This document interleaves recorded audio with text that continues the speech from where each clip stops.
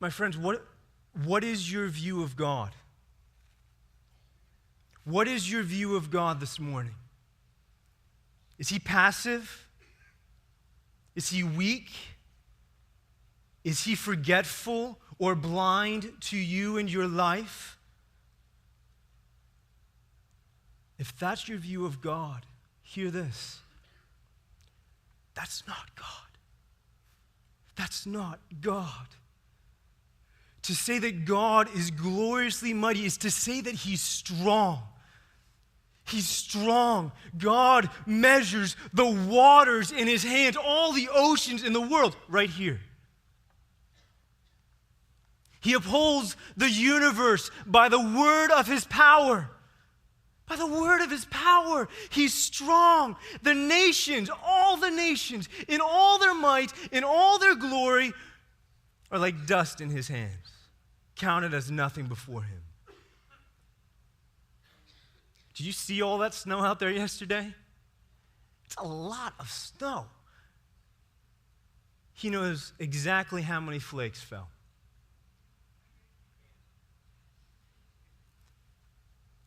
Let these pictures of who God is in Scripture change your view of him. Let it change your view of who he is. This is God. He is not too weak to care. He is not too weak to carry your burdens. So, a couple of weeks ago, my little girl, Allie, who's 4 years old and really a petite little thing, decided, without asking mommy and daddy, that she wanted to carry her 10-month-old brother, Nathan, who, if you've met Nathan, I guarantee petite is not the first thing that came to mind. But she just randomly decided, I want to carry Nathan from the basement upstairs. We hear this grunting and this thudding from the stairs, and we come running over, and here's Allie, perched on the 10th step, trying to take the 11th with her brother Nathan like this around the chest. Nathan's like this, completely helpless. Afterwards, I thought about that and I said, hey, that's how our view of God can be. He's weak. And our problems are really big. And they're almost overwhelming to God. And certainly if you add all of our problems together, oh, he's overwhelmed. He's about to fall.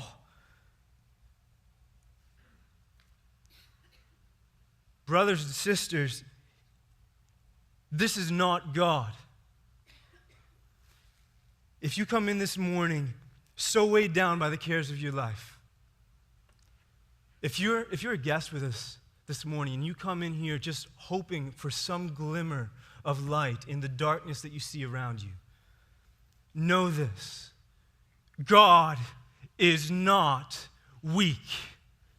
He is not going to drop you. He is not passive. He is not quiet. And he's not overwhelmed by your cares and your worries. No, he is gloriously mighty.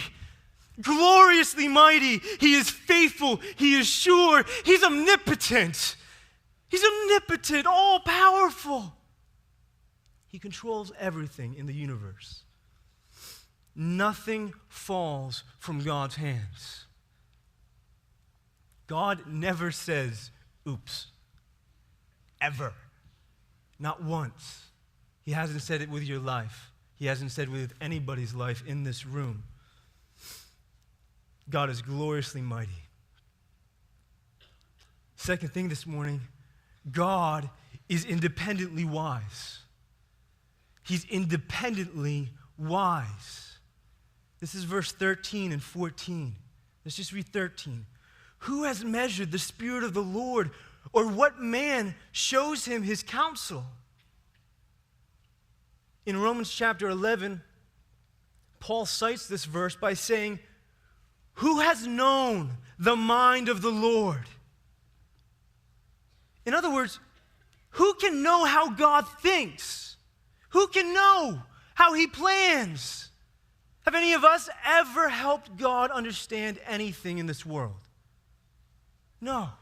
Who's his board of counselors? He has none. He is independently wise. God does not come to us and ask us for a better perspective on what you and I need to be happy. He doesn't. Why? Because he knows exactly what we need. He is independently wise. Now, I know that for some of you, there's a question in your mind right now. And if you haven't asked this, let me ask it for you, because it is an important question to ask. If God is so wise and he doesn't need any help, why does life hurt so much? Why do I lose my job? Why have we lost family members at possibly the worst possible time when we needed them the most? Why do earthquakes in Haiti happen? From my own experience, many of you know this, but many of you don't, which is why I say it again. 5 years ago, 21 years old, I was diagnosed with cancer. It was Christmas Eve. It was 2 weeks before my wedding day, and they found a massive 15-centimeter tumor in my chest. It was crushing my heart. It was crushing my lungs. I was dying. Needed to act quickly. In God's kindness, he allowed Ashley and I to get married on January 8th. We had a one-day honeymoon, and I started chemo the next day. It was an amazing season. But you want to talk about temptation to ask God this question.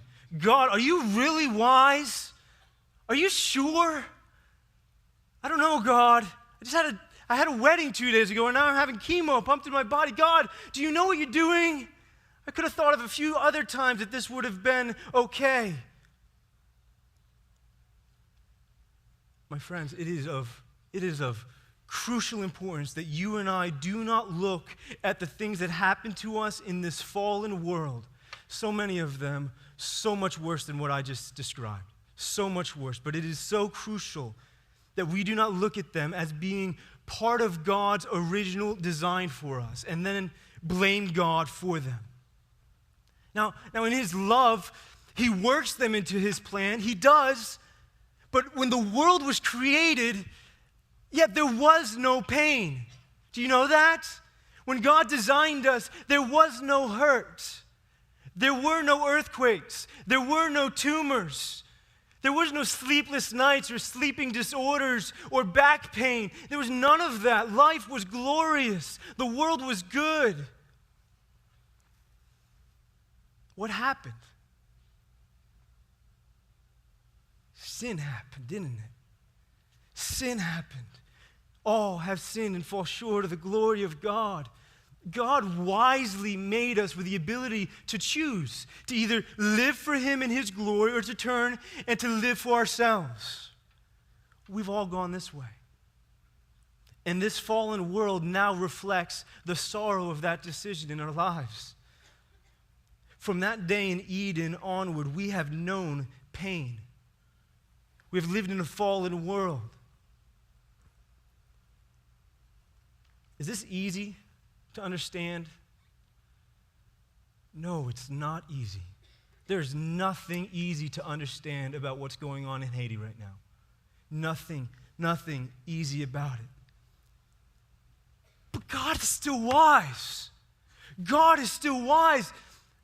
This is wisdom, folks. A God who knew that we were going to sin. What could he have done? He could have just wiped us clean. Said, okay, well, let's start that experiment over again. He could have just moved on. Is that what he did? No. Why? Because he knows in his wisdom that he can make all things work together for good for those who love him. This is wisdom, folks. A God who can use even pain and suffering for his people's good, that's glorious. That's powerful. God is independently wise. Let's not question or attribute these difficult things to him.